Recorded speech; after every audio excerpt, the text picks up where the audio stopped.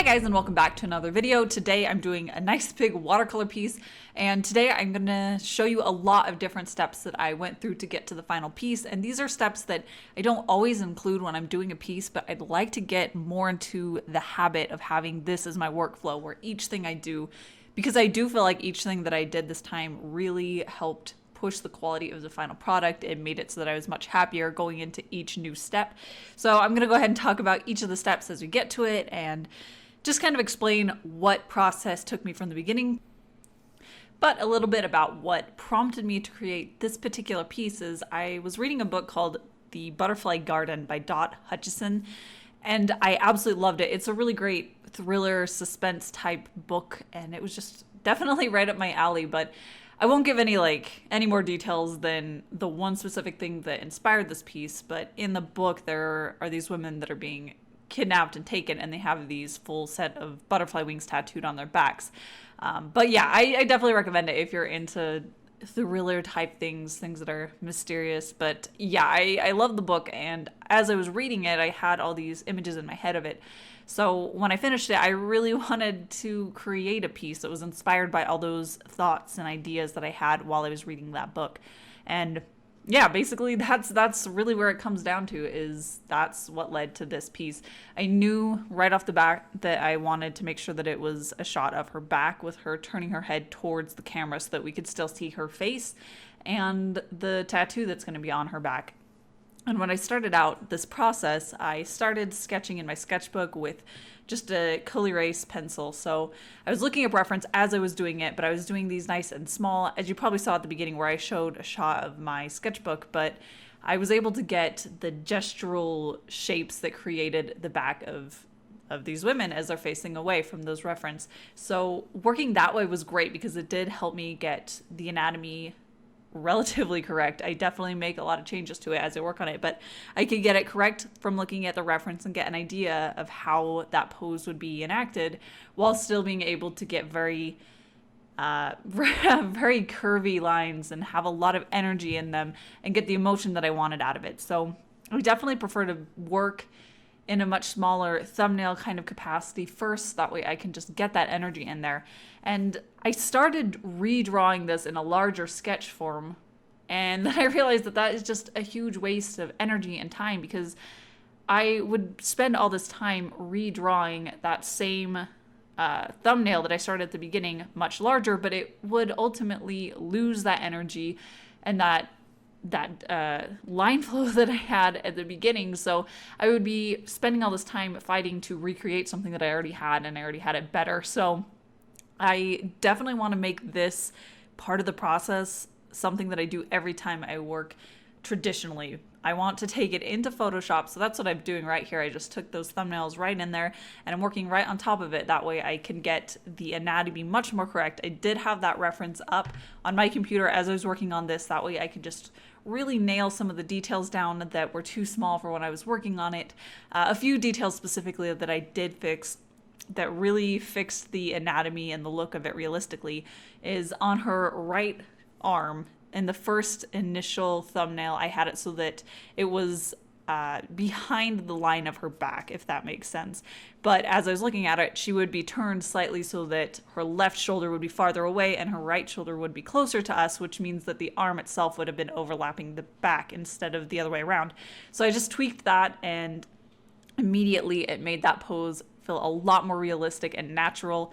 And it definitely fixed some of the issues where her face looked like it shouldn't quite be able to turn that way because her back wasn't as straight on. So there's just little things like that where I tweaked and fixed it so that overall it did have a much more convincing anatomy. And this part is my favorite step in all of my pieces, and that's when I do the line art. It is definitely something that I really get a lot of enjoyment out of. But for this one, as usual, it's the same tools that I use to do my line work every time, but I use a 0 size round brush, and I use the Higgins Black Magic ink, which is very matte. It's one of my favorite inks I've used so far, so I highly suggest that. But I will actually have a link to all of the tools that I'm using in the description, as always, so if you want to check that out, you can find links down there. But that's what I use for the most of this piece. It is absolutely great for doing larger pieces like this, especially ones with long flowing lines. That way I can get very gestural shapes with the brush without it needing to be like with a micron and extremely tedious.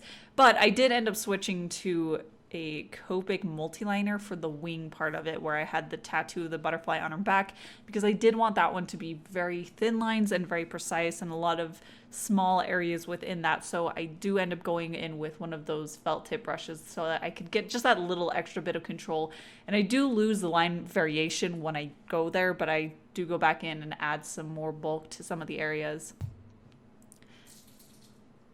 And this is probably my second favorite part of the whole piece, was doing the color comps. I'm trying to be very thorough with these and to spend a little bit more time on each of them and do more iterations of color comps than I'm used to, because a lot of times I will find one that I'm like, yeah, that's good, and then I'll jump right into the final one, but I haven't figured out the layers of colors to get to that point, or the shadows, and I just want to be a lot more proactive with knowing every aspect of what's going to happen in the painting. So this is my first steps in being a little bit more thorough with that, but I do like to start with these really, really tiny ones where I just get the overall palette of the entire piece.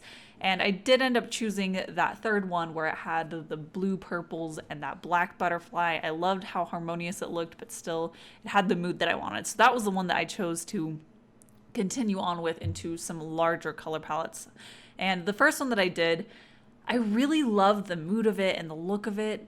But ultimately, the problem with that one is that because she had dark hair and this very dark butterfly, I wanted that butterfly to be the focal point, and I wanted this really strong contrast, but it was fighting for the value with the hair, so they were kind of blending in a little bit too much, and it just overall was a little bit too dark. So I chose to do another color palette, or another tiny color comp, and this one, once I did it, it felt right. I did almost all the colors before I got to the green hair, and I was kind of planning on it being more of like a white opalescent color where I had different colors streaking in and out, but that was basically what I was going to do with her skin, or I was going to leave it mostly white with colors splashed in there. So when I was looking at it, it just didn't quite look finished, and it wasn't the complete look. And then I decided to put green in her hair, and I was so happy because I wasn't thinking about that at all at first, but once I put it down, it felt right. That's what I wanted. It has a little bit of a complementary color with the background. With background is more of a pinky purple, and the hair is that green color, so they pop off really nicely without being straight green and red. So I was really happy with the way that that came together and the way that the black looks with all the colors. And finally, I'm working on the actual painting of the piece. This part is the most nerve-wracking for me because I'm always afraid that I have not done enough to plan for it and that I'm going to mess it completely up, because when I'm looking at just the line work, I always love it at that phase, and I'm always a little bit fearful that I'm going to take it beyond the point that I like it, which, as if you've seen any of my other videos, you know that that's a very common occurrence for me, is that I do push it past where I want it to be, or I have that concept that it is not quite what it should have been at the beginning. So I'm trying to get over that. I'm trying to find ways to either make it closer to what I want and to be more in the moment of analyzing each step that I'm doing. And I'm also trying to let myself move past the initial concept of what I needed it to be and to be happy with where it ends up, because sometimes things just end up a little bit differently. And this one does actually end up reaching a little bit of a hiccup where I did have that moment where I was like, I've completely messed this up and I had to find a way to fix it, but it ultimately did lead to that. Honestly, I actually had like a very sleepless night last night because I kept thinking about this piece. I'm like, did I fix it, or is it still messed up? I wasn't really sure, but when I looked at it this morning, I feel happy with it, and I'm okay with where it actually ended up. The big thing that ended up pushing it from where I kind of envisioned it at the beginning was the wings. So this is one thing where I jumped into it without really thinking through the steps that needed to go into it, but when I darkened all of the wings, I realized that the entire shape of the butterfly, of this moth, I suppose, was not quite the same as the shape that I wanted it to be. And that happens a lot when you're doing line work only and then you move on to the next step, is that you see it in the form rather than in just the line work. And it didn't quite have the shape that I wanted. It didn't quite drop down low enough on her back. And in that color palette, I really loved the shape of the butterfly that I had done, where it was a little bit more vertical, and this one was very squat and horizontal. So I decided that I wanted to go in there with some ink and add more bulk to the butterfly so that it was lower and it had more wing space below. And I think that's kind of the point where it turned into something different design-wise than what I planned at the beginning and wanted it to be. But I was able to bring it and steer it back into a direction that I wanted it to. I ended up darkening in all of the wings completely, so it was all black. And that was probably my second biggest mistake, because I should have been a little bit more slow to jump to that conclusion first. But I did have these really gorgeous, like, opalescent kind of paints. And I definitely want to do a video soon where I can focus entirely on those, because they're really gorgeous. But they have this color shift where if you put it on a dark color, it has this really beautiful, I have several different colors, but I think the main one that I used was the green blue shift. So it was green on top of black and it's blue on top of white.